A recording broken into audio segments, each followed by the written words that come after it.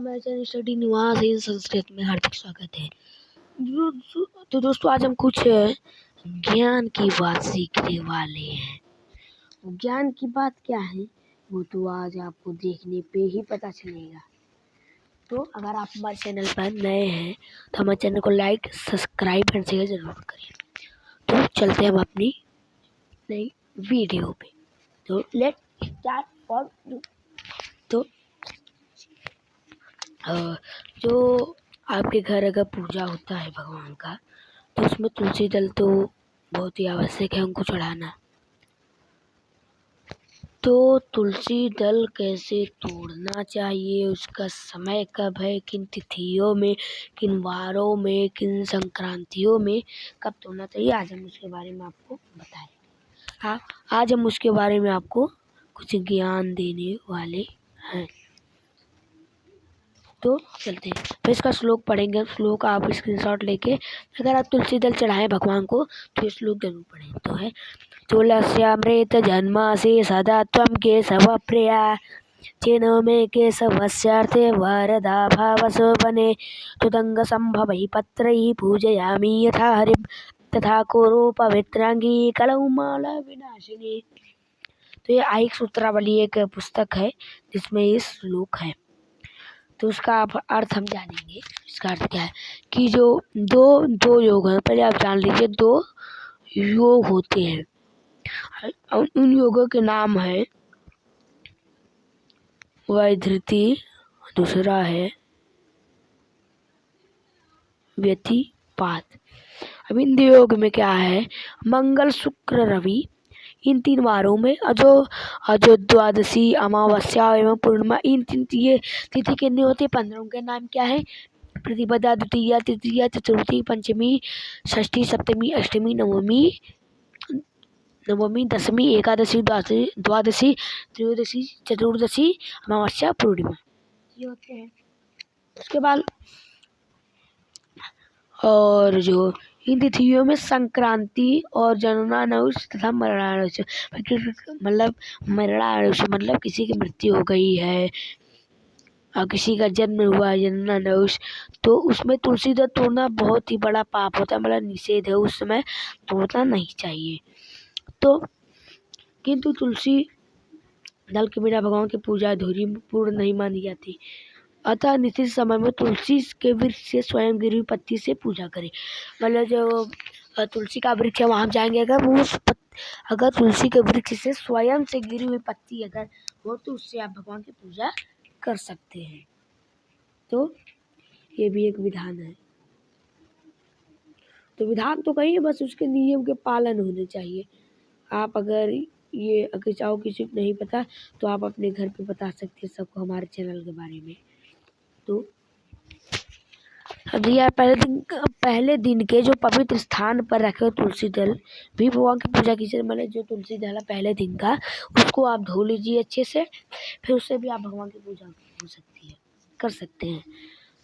और आगे दूसरा क्या है, मतलब अगर शालिग्राम भगवान की पूजा कर रहे हैं शालिग्राम, तो उसमें चाहे समय चाहिए जो वैधृति व्यतिपात इन 2 योग में मंगल शुक्र रवि इन 3 वारों में और द्वादशी अमावस्या पूर्णिमा इन 3 संक्रांति तब भी आप तोड़ सकते हैं।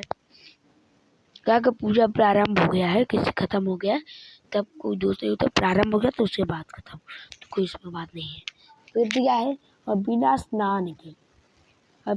स्नान के और जूता पहनकर भी तुलसी दल न तोड़िए, बहुत ही बड़ा पाप होता है। अगर किसी को ना पता तो हमारे चैनल के बारे में जरूर बताइए और ऐसी जानकारी लेते रहें। अब जो होता है, अब तुलसी जो होता है हमारा तुलसी के बारे में जो हमारी जानकारी है उसको हमने ले लिया। अब जो होते हैं महान भोलेनाथ के ऊपर जो पत्र चलता है उनका सबसे प्रिय पत्र, उनका नाम है, आपको सामने दिख रहा होगा, बेल पत्र भी कहते हैं। और बेलपत्र कैसे चढ़ाना चाहिए, अगर बेलपत्र ले रहे हैं तो उसमें 3 पत्ते होने चाहिए और इन तीनों पत्ते में ना कहीं खरोच हो, फटा फूटा कटा पिटा ना हो। अब उनको का समय उसका क्या है, तो कब उसको तोड़ना चाहिए तो उसके बारे में जानकारी ले। तो पे इसका श्लोक पढ़ते हैं। अमृतोद्भदावा पे श्लोक पढ़िए। लिखा है अमृतु, पहले इस अमृतु पढ़िए, फिर आधा भ है, भ ध और अमृतोद्भव, गलती हो गई, अमृतोद्भदव, अमृतोद्भदव। फिर एक बार करते हैं। अमृतोद्भदव,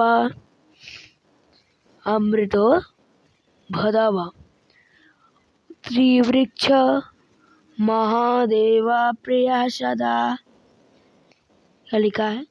अमृतोद्भदव श्रीवृक्ष महादेव प्रिय सदा गृह्णामि तव पत्राणि शिव पूजार्थम आदरात्। श्लोक है, इसका भी आप स्क्रीनशॉट लेके जो बिल्वपत्र रहता है इसका पूजा कर सकते हैं। तो अब ये जो बिल्वपत्र इसको कब चढ़ाना चाहिए, इसका समय भी क्या है, समय भी बता रहे।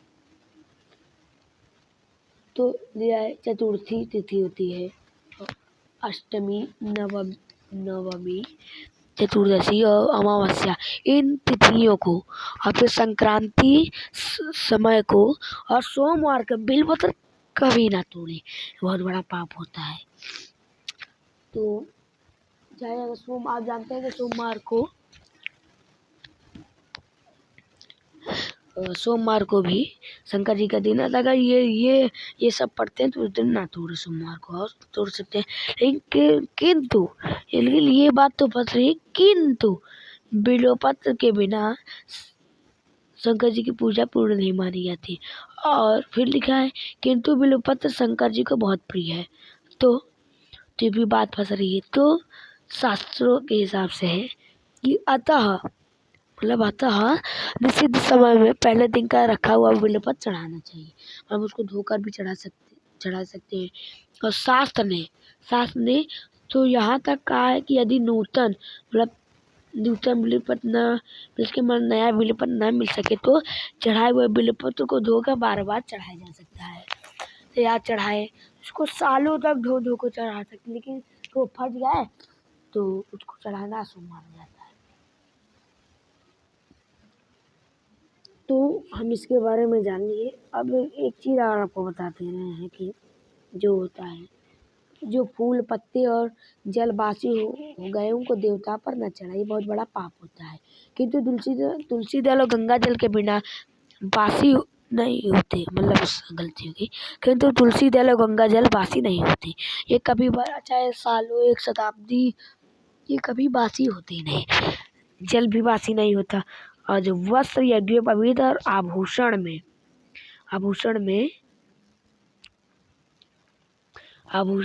निर्माल्य दोष नहीं होता। का निर्माल्य दोष मतलब उसमें कोई भी दोष नहीं होता, वो भी कभी कभी बासी नहीं।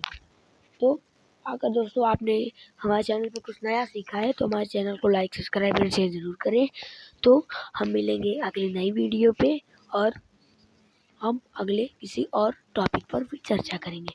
तो अगर हमारे चैनल पर नए हो तो हमारे चैनल को लाइक, सब्सक्राइब और शेयर जरूर करिए। मिलते हैं।